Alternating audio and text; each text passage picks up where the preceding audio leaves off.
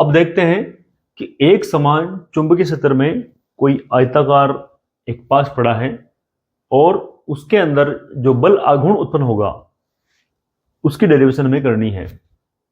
तो यहां पर एक डायग्राम है जिसमें एक तरफ N ध्रुव है, दूसरी तरफ S ध्रुव है।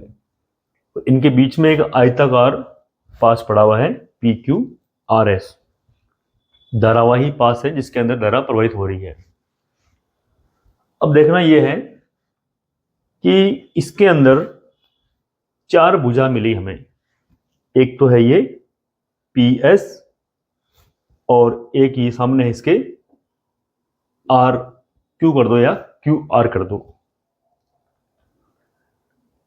इसके ऊपर लगने वाला जो बल है और इसके ऊपर लगने वाला जो बल है वो एक दूसरे के विपरीत दिशा में है, यानी एक के ऊपर क्यों लगेगा तो दूसरे के नीचे क्यों लगेगा, तो वो बल एक दूसरे को कैंसिल कर देंगे।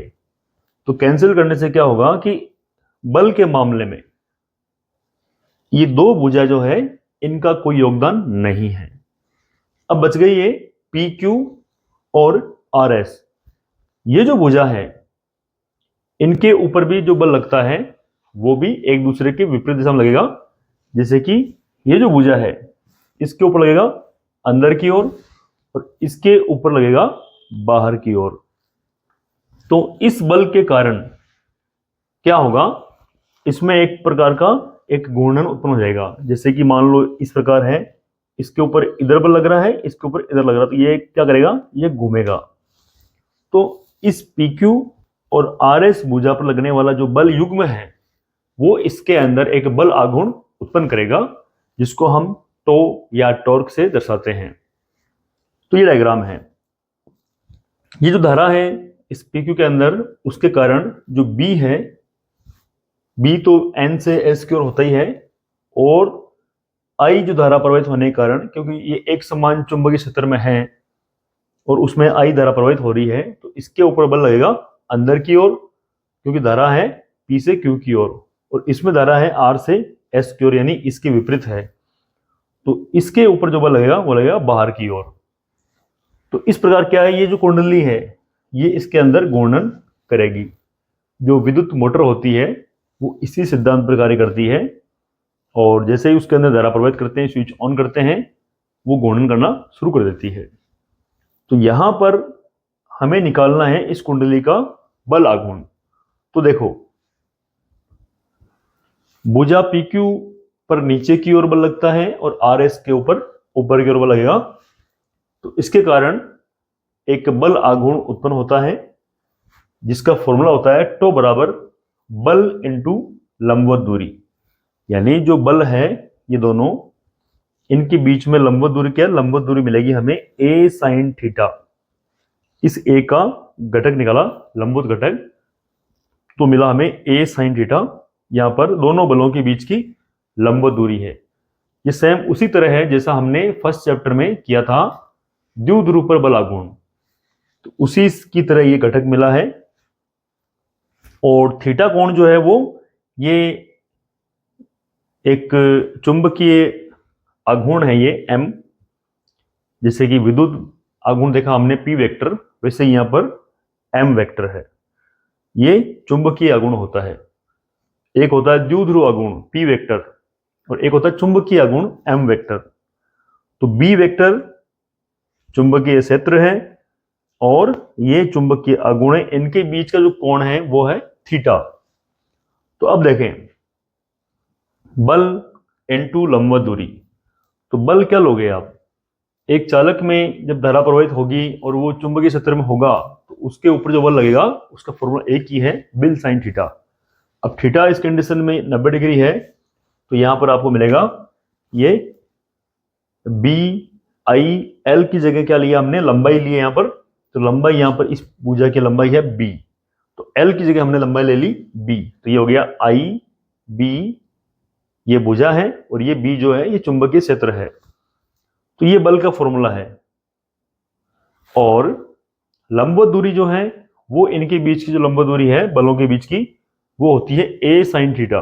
तो A sin थीटा है तो गुणा कर दो यहां पर A sin थीटा। अब देखो, ये आयताकार जो लूप है इसकी ये चौड़ाई है और ये लंबाई है। तो यहां पर जो एरिया होता है इसका क्षेत्रफल कैपिटल ए बराबर वो हो जाएगा ए बी।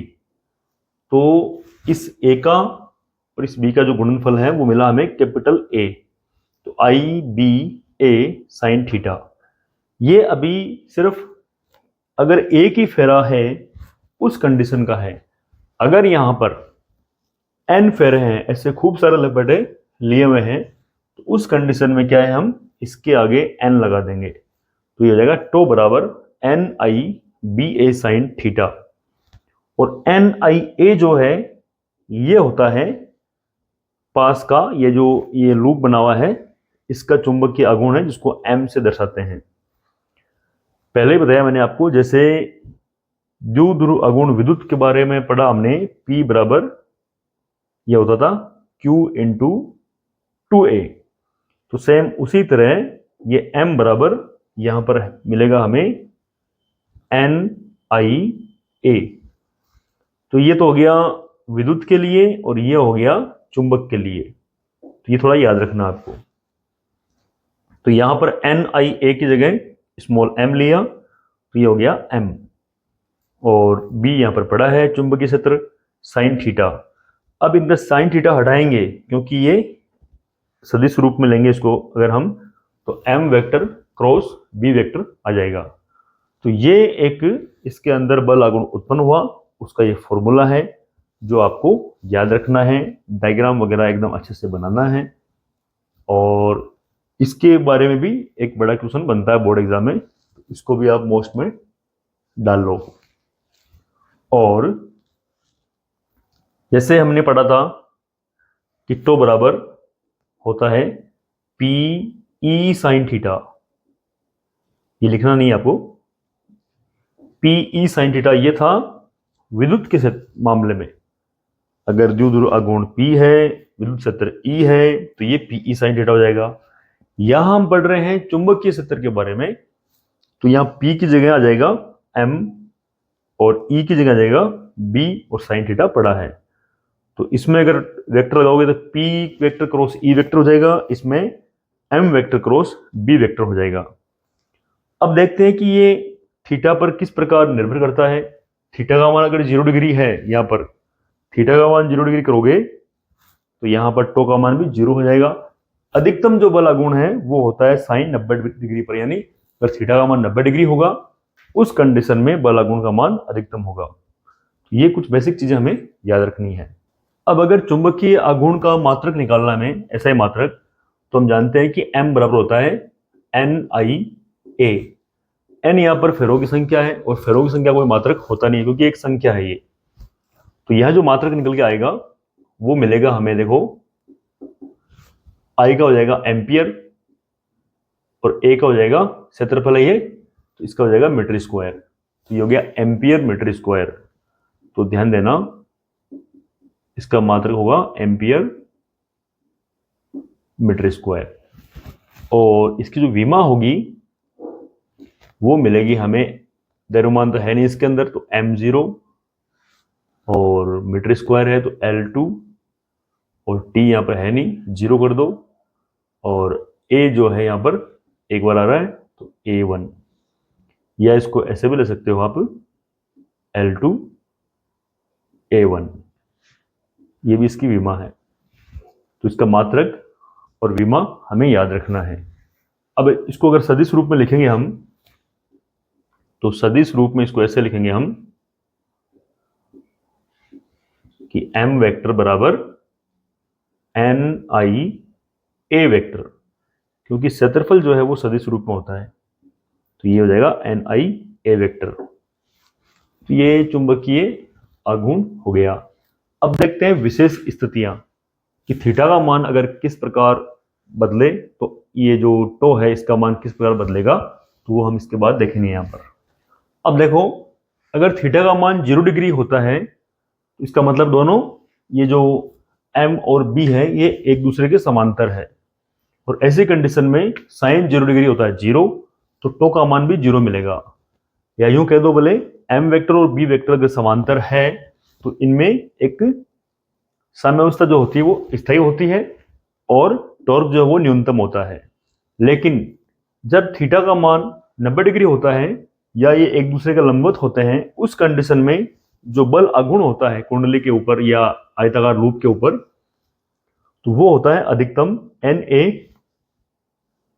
आई बी बोल दो या एन आई ए बी बोल दो। तो ये जो मान होता है ये चुंबकीय आघूर्ण m है, इसको हम ऐसे लिख सकते हैं एम बी। तो ये अधिकतम होता है, उस कंडीशन में जो टॉर्क होगा या बल आघूर्ण होगा वो अधिकतम होगा।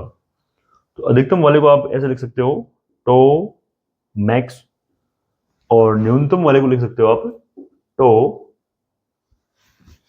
कर दो इसको टो मिनिमम। तो ये मैक्सिमम है, ये मिनिमम है। इसी के साथ ये टॉपिक हमारा कंप्लीट हुआ। ये बेसिक फंडामेंटल कुछ फॉर्मूले वगैरह आपको याद रखने हैं।